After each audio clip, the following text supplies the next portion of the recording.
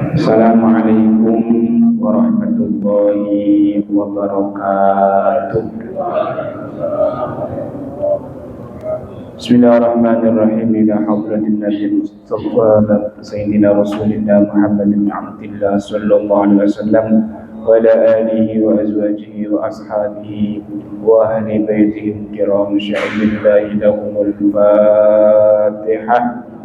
أعوذ بالله من الشيطان الرجيم بسم الله الرحمن الرحيم الحمد لله رب العالمين الرحمن الرحيم مالك يوم الدين إياك نعبد وإياك نستعين اهدنا الصراط المستقيم صراط الذين أنعمت عليهم غير المغضوب عليهم ولا الضالين آمين بسم الله الرحمن الرحيم الحمد لله Assalatu wassalamu ala sayyidina Rasulillah Muhammad bin Abdillah wa ala alihi wa ashabihi wa man tabi'a sunnatahu wa jama'atah. Allahumma salli ala sayyidina Muhammad al-Fatih lima ughliq wal khatim lima sabaq nasiril haqqi bil haqq wal hadi ila siratikal mustaqim wa ala alihi haqqa qadrihi wa miqdarihi azim. Qala rabbi shrah li sadri wa yassir li amri wahlul 'uqdatam min lisani yafqahu qawli.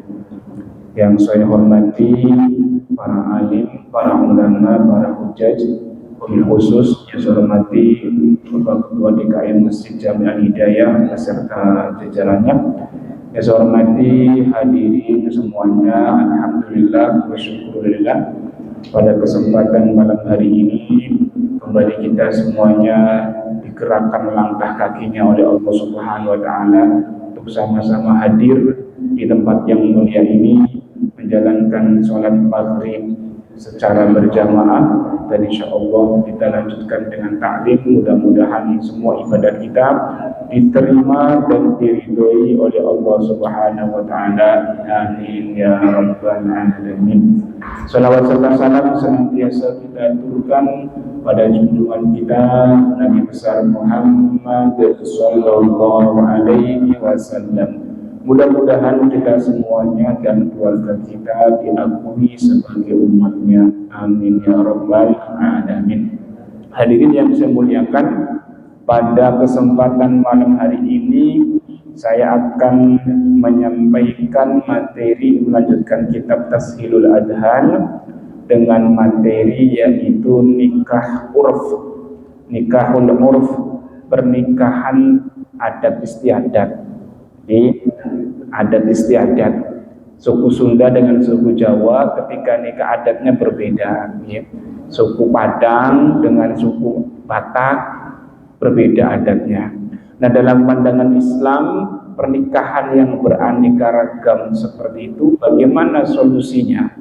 Maka judulnya pada malam hari ini adalah ad-dukhulu bizaujah qabla zifaf, yaitu dukhul.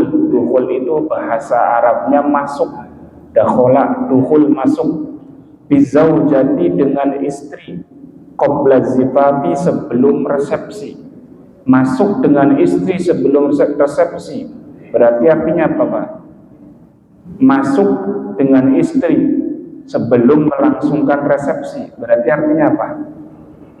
Dukhul itu masuk, hubungan badan dengan istrinya sebelum resepsi hukumnya bagaimana? Oh, zina. Langsung ngegas aja Mas. Udah nikah, udah mobil itu tazwijaha, cuman belum resepsi. Resepsi belum walimahan belum. Langsung main gitu aja. Ya, apa hukumnya bagaimana? Nah, ini di sini. Kan ada ya orang nikah dulu, setelah berapa bulan baru resepsi gitu kan. Nah, orang kita kan begitu. Nah, hukumnya bagaimana yang seperti itu? Ya ntar dulu, belum ada diterangin tuh boleh. Ntar dulu. Aduh. Lah, belum saya baca kitabnya udah boleh gitu. Ya, yang boleh memboleh kan harus tahu dalilnya kan begitu ya Pak ya. Bismillahirrahmanirrahim. Ma hukmu syar'i? Bagaimana hukumnya secara syariat fi man yatlubu mu'asyarata zaujatihi, bagi seorang yang ingin berhubungan dengan istrinya, aw yaf'alani dzalika sirran, atau keduanya melakukan hubungan intim ya secara rahasia, diam-diam, ba'da an tamma aqdun nikah, setelah selesai akad nikah ya. Jadi bagaimana hukumnya suami istri yang sudah sah secara syariat menikah ya, kemudian belum resepsi dia hubungan badan, jangan bilang sah dulu, bantar dulu ya. Bagaimana hukumnya secara pandangan Islam, secara adat istiadat? Nah, di sini dijawab, aqarral Islam az-zawaja wa hassa alaihi bi'tibarihi sunnatan min sunanil mursalin. Agama Islam telah menetapkan ya, telah menetapkan pernikahan atau telah mewajibkan pernikahan, wa hassa alaihi, dan juga menganjurkan untuk menikah, bi'tibari sunnatan min sunanil mursalin ya, yang merupakan bagian dari sunnahnya Nabi Muhammad SAW. Jadi menikah itu adalah sunnahnya Nabi, Wa man laisa, barang siapa orang yang tidak suka dengan sunnahku, maka falaisa minni, an-nikahu sunnati. Waman barang siapa yang tidak suka dengan sunnahku, maka bukan bagian dariku. Nah, salah satu kewajiban agama atau salah satu perintah agama yang paling kita senangi adalah nikah. Betul Pak? Salah satu anjuran agama, salah satu anjuran Rasul yang langsung kita siap itu adalah menikah. Coba kita disuruh sholat, alasannya 1000 kali Pak. Kita disuruh puasa, alasan, oh kerjanya berat, begitu kan? Oh saya dalam perjalanan jauh, alasan. Tapi begitu Allah perintah nikah, oh bahkan yang sudah nikah pun pengen lagi. Betul ya Pak ya? Itu nikah. Jadi satu perintah yang kita siapnya luar biasa, itu adalah pernikahan. Justru menikah itu adalah sunnahnya Rasulullah SAW. Kata Rasul, wahajatan tatlubuha tabi'atul insan. Menikah itu merupakan kebutuhan seorang manusia. Ya, tabi'ah, wataknya manusia itu pengen menikah, Pak. Maka kalau ada orang tidak kepingin menikah, itu kemungkinannya dua. Kemungkinan yang pertama dia sibuk dengan Allah, kemungkinan kedua enggak laku-laku. Ya, Pak ya. Itu kemungkinan dua, Pak. Jadi ada yang orang enggak menikah karena sibuk dengan Allah, Pak. Al-Imam Nawawi yang ngarang Riyadhus Shalihin itu enggak menikah, Pak, karena sibuk dengan Allah. Enggak sempat menikah. Tuh, Imam Sibawayh itu beliau punya istri. Gara-gara Imam Sibawayh belajar terus, baca buku terus, baca kitab terus, istrinya cemburu, kitabnya dibakar semuanya. Imam Sibawayh bukannya ngamuk, malah dicerai istrinya, Pak. Jadi istrinya cemburu, ada kiai tiap malam sama kitab-kitabnya, istrinya nggak pernah disentuh, cemburu Pak, kitabnya dibakar. Bapak juga begitu, jangan tiap malam mancing, bisa-bisa pancingnya dibakar sama istri. Ya, bon. Wa daruratan li baqi naw'ihi fi hadhihi dunya. Menikah itu termasuk adalah keberlangsungan, keniscayaan agar manusia itu tetap ada. Dengan menikah, maka manusia generasi tetap ada, Pak. Kalau orang nggak mau menikah, generasinya hilang. Maka maqasidun nikah yang paling agung, tujuan menikah yang paling agung adalah mempunyai keturunan. Jadi dengan menikah itu tujuannya mempunyai keturunan. Kalau sudah punya keturunan, maka sujud kita ada yang melanjutkan, Pak. Ngaji kita ada yang melanjutkan, sholat kita ada yang melanjutkan. Maka Bapak kalau punya anak yang soleh, anak yang gemar ibadah, tidak usah itu anak bilang Robbi Firli, nggak usah. Begitu anak ibadah, bapaknya dapat transfer pahala. Tuh, itu hebatnya orang punya anak soleh, Pak. Begitu anaknya, a'udzubillahi minasyaitonirrajim, bismillahirrahmanirrahim, diampuni dosa-dosa orang tuanya. Tuh, tidak usah Allahumma firli wali walidayya, tidak usah begitu. Ya meskipun kalau doain juga lebih baik ya. Tapi begitu anak kita berbuat kebaikan, maka langsung bapak ibunya mendapatkan bagian. Tuh, maka kita harus punya keinginan agar anak-anak kita menjadi anak-anak yang soleh. Anak yang soleh bukan harus jadi kiai, bukan jadi harus ustadz. Yang penting sholat, yang penting ngaji, yang penting dia puasa. Ya nggak harus jadi kiai. Ya jadi manajer boleh, jadi pengusaha boleh, jadi menteri boleh. Yang penting tetap sholat, yang penting tetap ngaji. Ini baik. Nah, maka tujuan menikah itu agar kita mendapatkan keturunan. Wa fihi dalam menikah al-iffatu wa tuhru, bisa menjaga diri kita, bisa menjaga diri kita. Wa hifdzul basar wal faraj minnal wuqu'i fil muharramat, menikah itu bisa menjaga tubuh kita, menjaga pandangan mata kita dari hal-hal yang haram, Pak. Maka kita harus berterima kasih dengan istri kita, sebab dengan istri kita kemudian kita bisa menjaga farji kita, bisa menjaga mata kita. Coba kalau orang nggak punya istri, Pak, matanya jelalatan tahu ya Pak ya, kemana-mana, matanya kemana-mana. Uang sudah punya istri aja kadang-kadang kemana-mana. Coba Bapak naik motor, kemudian di depannya ada janda cantik, kira-kira diselip atau di belakangnya? Salib ya. Nah itu soleh berarti, Pak. Kadang-kadang ada orang yang sengaja nyalip, Pak. Ya pelan-pelan di belakangnya, intili terus ikutin, tahu-tahu beloknya kemana, itu kan Pak Haji Daryono ngikutin begitu kan, takutnya sang tugang begitu. Nah, ahadun bil basar, menikah itu bisa menjaga mata kita. Kalau kita di belakang orang yang bukan mahram kita, cara menjaga mata kita langsung disalib, Pak. Jangan disalib, jangan sengaja dipelanin. Sengaja dipelanin, apalagi malamnya didatengin rumahnya. Nah, maka Fa'an Abdullah bin Umar, Fa'an Abdullah bin Mas'ud radhiyallahu taala an, dari Abdullah bin Mas'ud radhiyallahu taala anhu yang meriwayatkan dari Rasulullah.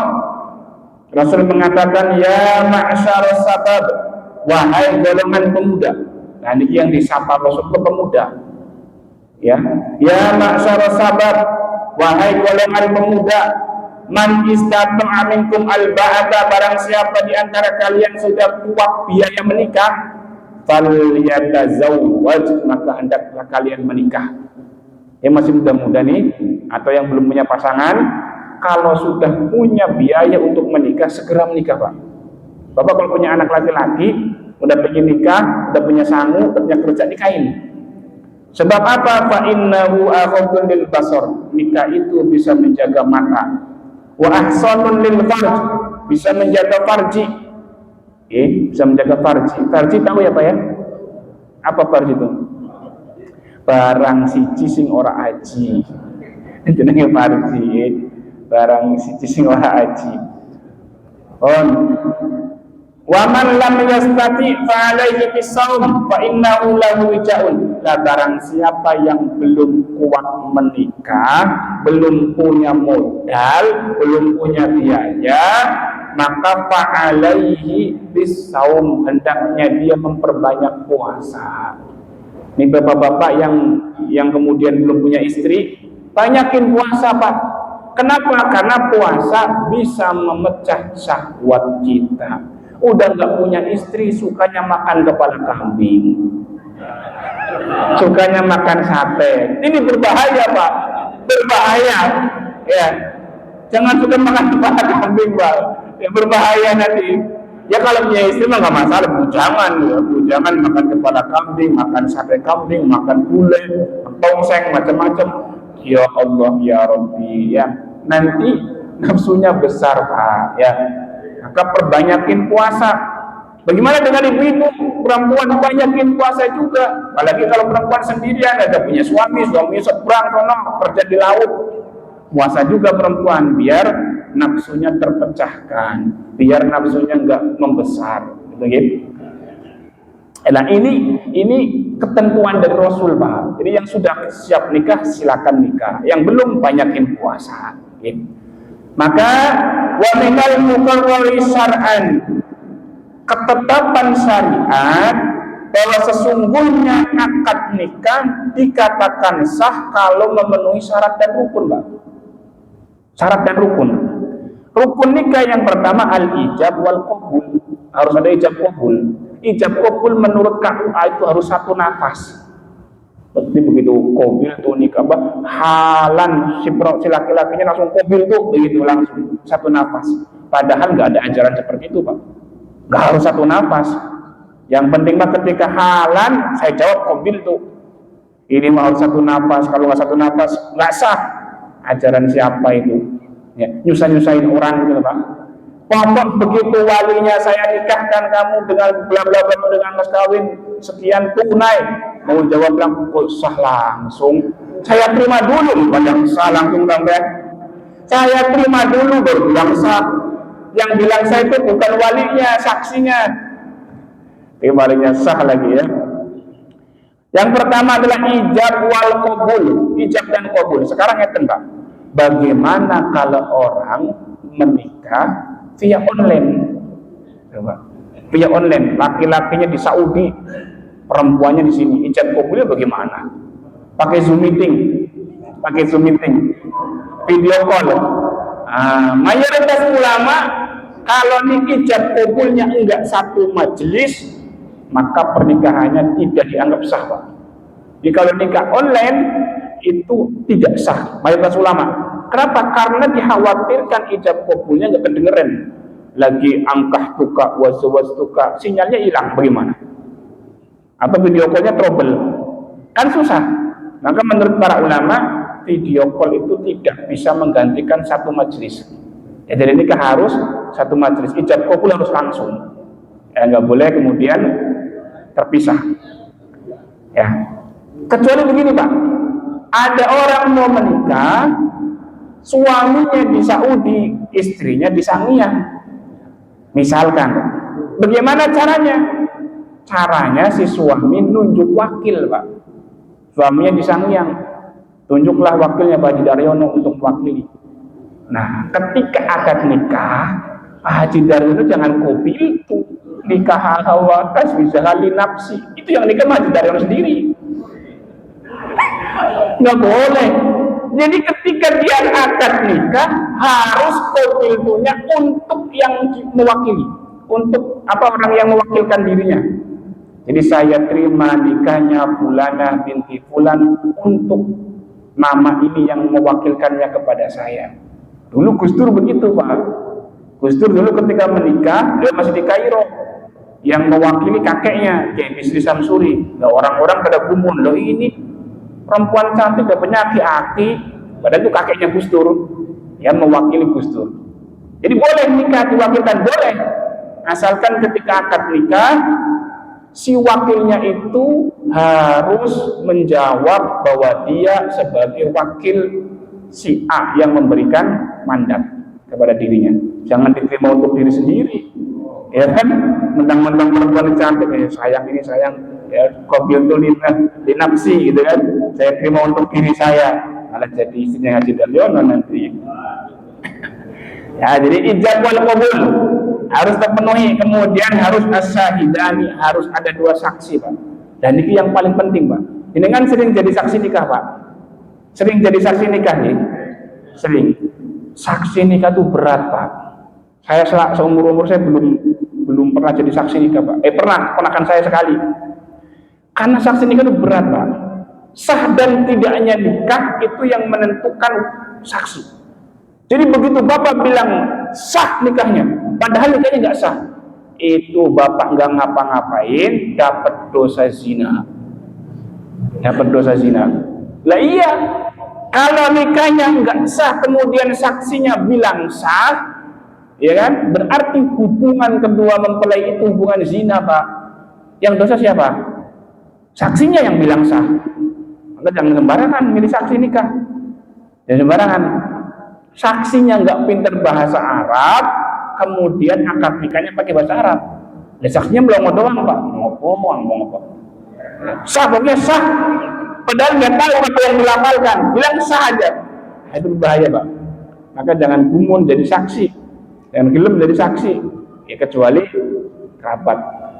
Nah kalau bapak kemudian walinya wali hakim, misalkan mewakilkan kepada penghulu, lah walinya jangan mau jadi saksi, malah kebalik. Ada orang menikahkan anaknya nggak mau, yang nikahkan kiai saja, bapaknya sendiri jadi saksi, nggak boleh, ya nggak boleh. Kalau nggak mau jadi wali, jangan jadi saksi. Nah, kemudian al-mahar, mahar.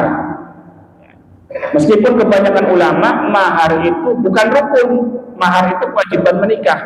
Maka mahar boleh dibayar secara kontan, boleh dibayar nyicil. Bapak dulu kok menikah kontan apa nyicil? Kontan ya. Tapi jangan kaget kalau ada orang, saya terima nikah dan kawinnya fulana binti fulan dengan mas kawin 1 juta dibayar nyicil. Boleh Pak, boleh. Ya, halan itu halan langsung kontan, muajjalan ngangsur, ya nyicil. Itu mahar. Mahar itu ada mahar musawi, ada mahar misil. Mahar musawi itu mahar yang ditentukan bareng antara suami istri. Kamu mintanya apa? Mintanya ini, mintanya ini. Nah, itu disediakan. Ada mahar misil. Mahar misil itu mahar yang umumnya orang di situ. Orang Tangerang umumnya maharnya apa? Umumnya maharnya cincin, ya berarti maharnya cincin. Mahar musa, mahar misil namanya. Kemudian yang nomor 4 ada wali zaujah inda jumhuril fuqaha. Harus ada walinya. Ini menurut para ulama, mayoritas ulama nikah itu harus punya wali. Tapi menurut Imam Abu Hanifah, menikah tidak usah harus punya wali. Menurut Imam Abu Hanifah. Jangan diikutin Pak. Jangan diikutin. Orang-orang Mesir ngikutnya Imam Abu Hanifah. Jadi kalau nikah, perempuan yang sudah cerdas, perempuan yang sudah besar, dia mampu menikahkan dirinya sendiri. Gak usah punya wali. Itu madhabnya Abu Hanifah. Tapi madhab kita Imam Syafi'i, nikah itu harus ada wali. Sebab Rasul mengatakan, la yahillun nikah illa biwaliyin wa sadaqi wa syahidai adlin. Tidak sah nikah kecuali dengan wali, dengan mahar dan dengan 2 saksi. Maka kalau ada orang Indonesia nikah tanpa wali, itu nyalahin aturan. Dalam undang-undang kita juga harus ada wali. Ya dalam undang-undang pernikahan kita harus ada wali. Cuman misalkan ada orang yang menikah kemudian nggak menghadirkan wali, mungkin dia mengikuti pendapatnya Imam Abu Hanifah, mungkin ini. Cuman ada maqasid syariah Pak, ada rahasia kenapa orang harus punya wali. Karena menikah itu tidak hanya 1 tahun 2 tahun ya Pak ya. Pak Jidar ini udah berapa tahun nikah? 40 tahun udah ada ya? Belum 30 ya atau 20. Itu kan kadang-kadang kan banyak gelombang Pak. Ya banyak gelombang. Kalau putus di jalan mau pulang kemana? Kalau nggak ada walinya, ya kan? Makanya harus ada wali. Sebab ketika misalkan naudzubillah firqah atau menikah cerai, bisa pulang ke rumah orang tuanya. Kalau orang tuanya nggak dilibatin, ya mohon maaf, kayak siapa itu? Ari Kriting, bener Ari Kriting ya, yang nikahnya nggak disetujui sama mertuanya, itu ya. Bon. Kemudian kata syarat yang kelima, khulu aqdi zawaj min al-mawani asy-syar'iyyah mislu qaulil mar'ati muharramatan 'alaih. Menikah itu harus terbebas dari beberapa halangan. Jadi misalkan begini Pak, orang menikah ternyata perempuannya adalah saudara kandungnya atau mahramnya atau tunggal susu, maka tidak boleh menikah. Masalahnya begini, kalau ada orang sudah menikah 1 tahun, kemudian dia baru tahu ternyata istrinya satu persusuan dengan dirinya, bagaimana hukumnya? Dia tahunya setelah 1 tahun, ternyata ini saudara saya, bagaimana menurut Bapak? Dia harus diceraikan ketika sudah tahu. Karena itu saudaranya. Begitu tahu dia saudaranya, ternyata adik kandung saya atau ternyata pernah musuh bareng dengan saya, maka harus diceraikan. Saudara sepersusuan. Nah, saudara sepersusuan yang sering saya sampaikan, ketika dia ikut nyusu, umurnya tidak lebih dari 2 tahun, Pak.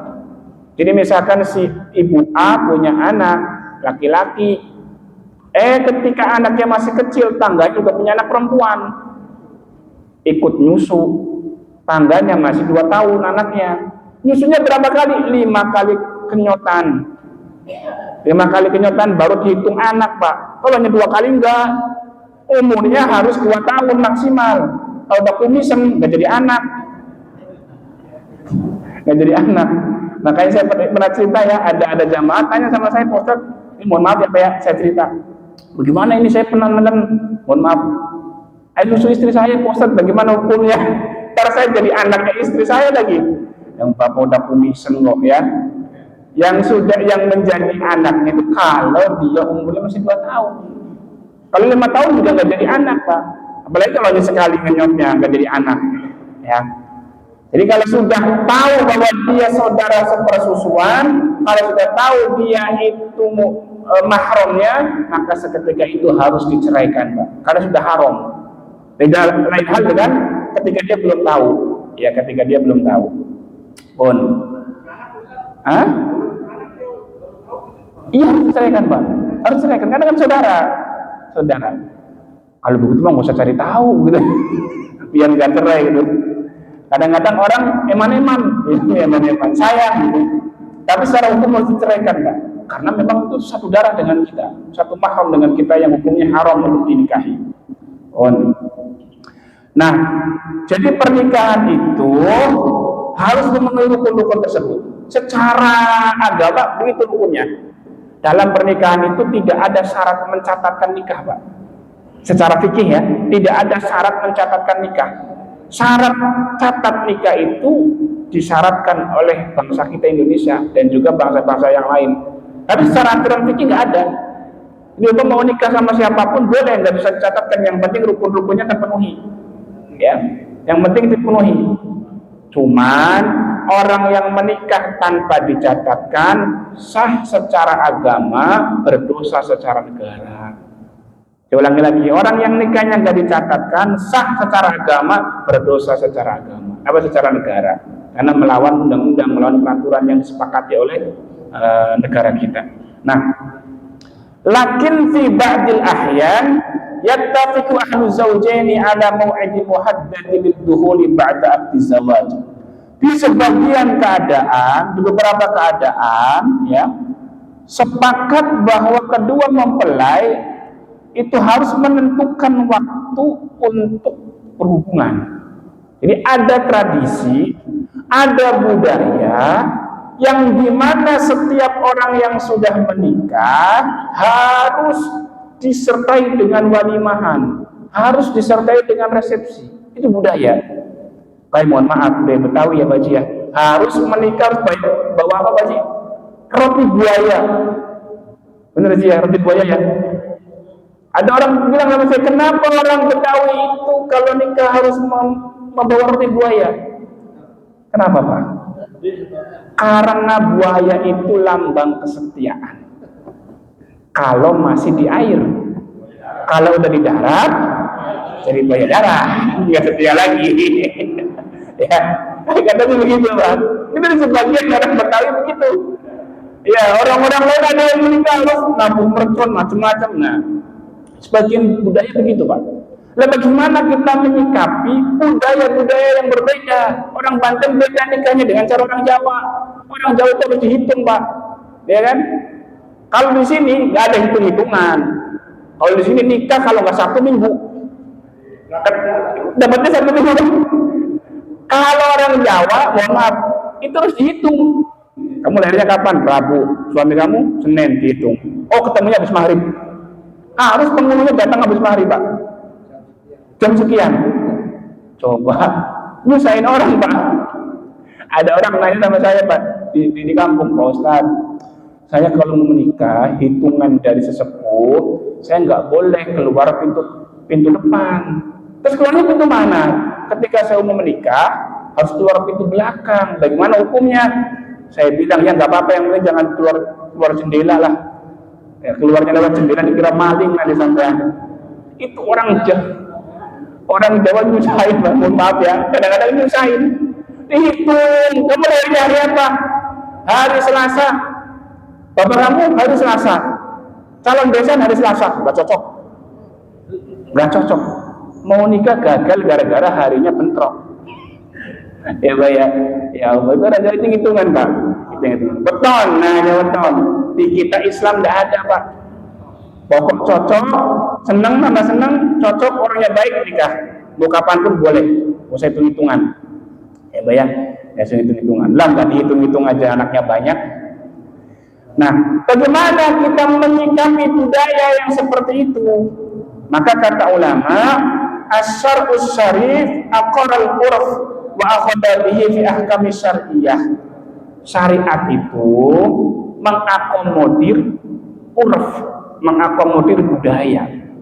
Bahkan urf itu dijadikan salah satu sumber hukum, Pak. Urf itu budaya. Bahkan urf itu, budaya itu dijadikan salah satu sumber hukum dalam Islam, meskipun sumber hukum yang belum disepakati.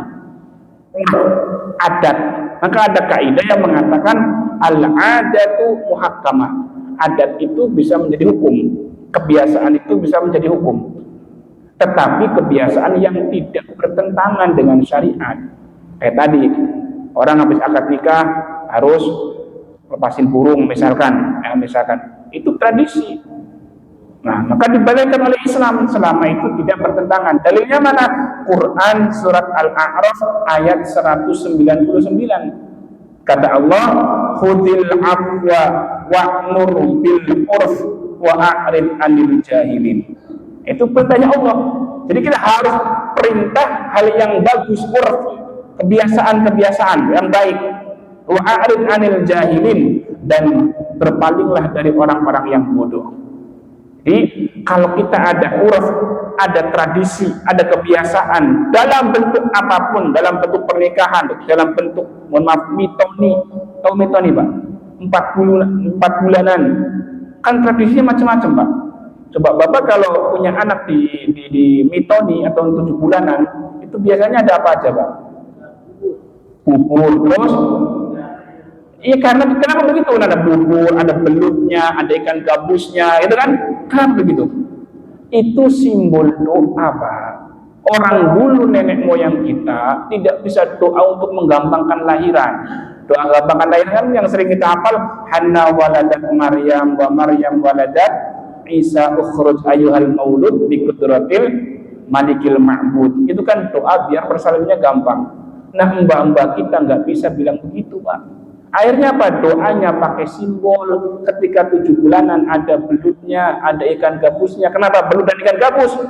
Karena belut itu licin, ikan gabus juga licin. Harapannya apa? Ketika lahir anaknya licin, bukan licin kemudian lari-lari terus, bukan. Maksudnya gampang lahirnya.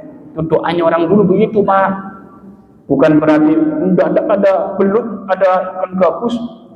Kayak orang Jawa Pak, mohon maaf orang-orang kampung lah, mohon maaf orang-orang dulu, orang-orang tua kita.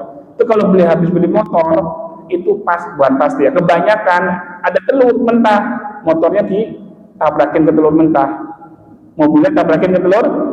Itu doa biar mobil dan motornya nggak nabrak orang, cukup nabrak telur aja. Begitu Pak. Kenapa nggak bisa doa orang dulu?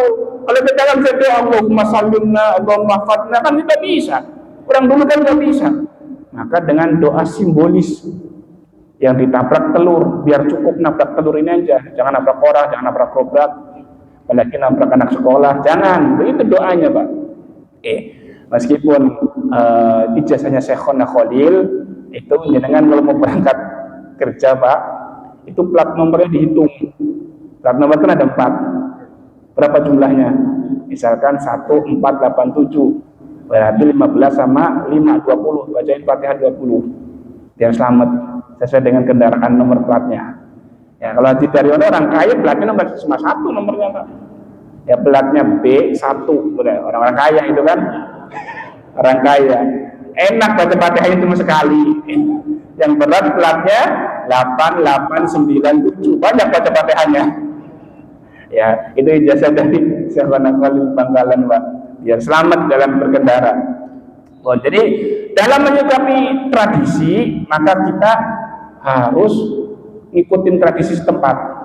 Yang terpenting tidak mengikuti tidak melanggar syariat. Kemudian la yasihu ayyatima dukhul bi zawjah duna i'lamil wali wal ishhad. Nah ini Pak, ad-dukhul atau berhubungan badan meskipun dengan istri yang sudah akad nikah, kalau tradisinya harus walimahan dulu, kalau tradisinya harus resepsi dulu, maka kalau belum resepsi dilarang kumpul, dilarang berhubungan.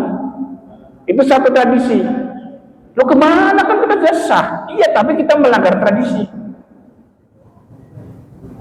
Bukan dosa secara agama, tapi melanggar tradisi. Dosa agama nggak dosa, tapi hanya melanggar tradisi. Tapi Rasulullah SAW mengingatkan kepada kita, Pak, ketika ada sahabat yang bertanya, ya Rasul, tolong saya dikasih hadis yang ringkas, dikasih pesan yang ringkas. Kata Rasulullah, pesan yang ringkas itu salah satunya adalah wa iyyaka wa ma yu'tadaru minhu. Kalau harus menjauhi segala sesuatu yang menyebabkan kamu minta maaf, kata Rasulullah. Kamu harus menjauhi segala sesuatu yang menyebabkan kamu minta maaf. Berarti kita melakukan kesalahan. Maka para ulama Mesir membuat kesimpulan, ya, karena uruf itu bagian dari tradisi budaya, dan budayanya di sono di Mesir itu kalau nikah harus walimahan dulu, iklam, memberitahukan. Karena zamannya Rasul begitu, Pak. A'linu hadan nikah bil masajid wadribu ad-dufuf. Umumkan pernikahan di masjid. Bukan berarti kalau menikah kemudian assalamualaikum telah diadakan pernikahan, bukan kayak orang mati aja. Maksudnya kalau nikah itu harus diumumkan, jangan sembunyi-sembunyi. Kemudian dipukullah rebana. Artinya apa? Agar orang-orang itu tahu, maksudnya membuat resepsi. Maksudnya membuat resepsi. Maka kalau habis nikah, aulim walau bisatin, walimahlah kamu meskipun 1 ekor kambing. Lah walimahan itu kalau Bapak diundang walimahan pernikahan itu wajib hadir. Kecuali kalau ada biduan di situ. Malah Sudaryono malah nyawer kalau ada biduan. Ya. Jadi kita diundang walimah nikah wajib hadir, Bapak Ibu, wajib hadir. Kecuali di majelis pernikahan itu ada minum-minuman, ada orang yang buka aurat. Mohon maaf, ada penempatan yang berbeda-beda. Dalam kitab Tadhkiratul Qurtubi itu kalau ada dalam majelis nikah, ini yang biasa, ini yang VIP, ini yang VVIP, wajib datang kita. Kenapa? Karena ada pembedaan kelas. Ya harus bareng semuanya, bareng, mau kelas 1, mau kelas 2, mau presiden, mau bareng semuanya, baru kita wajib datang. Kalau ada pemisahan, pembedaan, maka kita tidak wajib datang. Atau kalau ada yang dangdutan, yang buka aurat, gak wajib datang. Yang wajib datang, ya. Kalau datang boleh, cuma gak wajib. Cuman kalau steril, nggak ada hal-hal yang melarang, maka kita ketika diundang walimah pernikahan, hukumnya wajib datang. Ya, hukumnya wajib datang. Nah, oleh karena Rasul Shallallahu Alaihi Wasallam itu memberitahu bahwa iyyaka wa ma yu'tadaru minhu, takutlah kamu pada hal-hal yang menimbulkan kamu minta maaf. Ya, maka kalau kita melawan tradisi kan itu akhirnya kita minta maaf, Pak. Kalau kita melawan tradisi ini, akhirnya kan kita nggak enak secara sosial. Ya, maka para ulama Mesir itu memilih hukum sebaiknya ketika orang sudah menikah langsung ada resepsinya, agar tidak menimbulkan prasangka buruk, tidak menimbulkan suudzon. Apalagi nun sewu, kalau suami istri sudah tolak, sudah cerai, maka harus pisah rumah. Kalau berani cerai 3 ya, harus pisah rumah. Kenapa? Akan menimbulkan suudzon. Sudah cerai masih satu rumah, sudah cerai masih satu atap, itu kan akan menimbulkan suudzon. Nah, maka perempuan ataupun suami yang sudah mentalak istrinya 3, maka hendaknya dia harus pisah rumah agar tidak menimbulkan suudzon. Okay. Jadi terhadap tradisi pernikahan, ya kita harus ngikutin budaya setempat selagi tidak menimbulkan melanggar syariat. Nah, ada beberapa hak-haknya perempuan, Bapak Ibu. Istihqaqul mar'ati nisfal mahri qabla dukhul. Perempuan itu wajib atau berhak menerima setengah mahar kalau dia belum digauli. Maka begini, ada suami istri menikah, laki-laki perempuan menikah, setelah pernikahan cerai. Ada nggak seperti itu, Pak? Di tempat saya ada, Pak, dulu di kampung saya. Baru menikah, setelah selesai menikah masuk kamar cerai. Kira-kira maharnya diambil lagi apa enggak? Kan belum diapa-apain, belum dipakai, maharnya belum dipakai. Itu secara ketentuan syariat, kalau belum diapa-apain, maharnya diambil separuh. Maharnya loh ya, bukan berbawaannya, maharnya. Kalau mahar itu kan yang diberikan kepada istri, bukan berbawaannya, bukan seserahannya. Kalau seserahannya kan banyak bawanya ya. Di kampung saya, Pak, di Brebes itu seserahan bawanya Pajero. Bawanya kambing, bener bawanya Pajero. Saya nggak tahu Pajero ngutang apa tidak, nggak tahu. Yang penting bawa Pajero aja, bawa motor, udah umum sekarang. Salah Pak yang seperti itu. Harusnya yang dibanyakin maharnya, jangan bawaannya. Nah kalau maharnya ketika sudah selesai menikah kemudian cerai belum diapa-apain, maharnya diambil separuh, dibagi 2. Lain hal kalau mohon maaf, kalau sudah hubungan suami istri, enggak boleh diambil semuanya. Itu sudah milik penuh istrinya. Ya, meskipun hanya 1 malam tidurnya, 1 malam hubungannya, besoknya cerai, maharnya tidak boleh diambil. Itu sudah milik istrinya. Oh, kalau itu masih boleh, karena kan belum dukhul. Yang namanya dukhul itu ya begitu, ilajul hasafati fil farji, memasukkan hasafat ke dalam farji.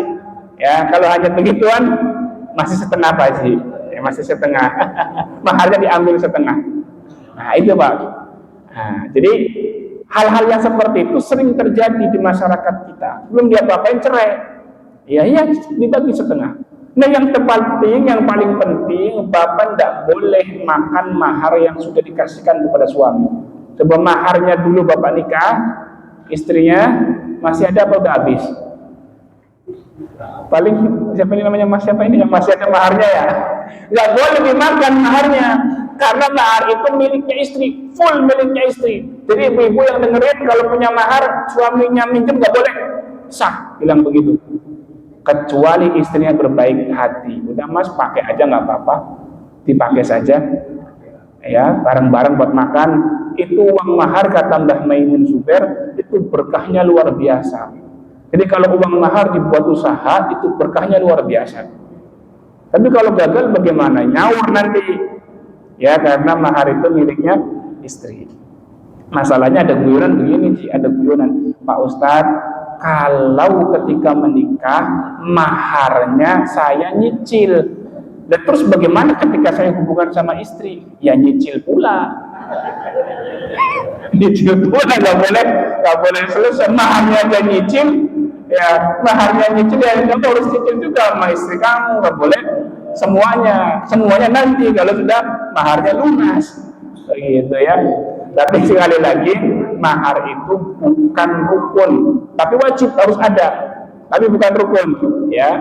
Yang rukun nikah itu ya laki-laki yang mempelai, kemudian akad, ijab kabul, kemudian saksi, kemudian wali. Ada 5 rukun dalam pernikahan. Nah, jika kita menemui budaya ya budaya yang tidak sesuai dengan budaya kita, maka hendaknya kita mengikuti budaya setempat, Pak.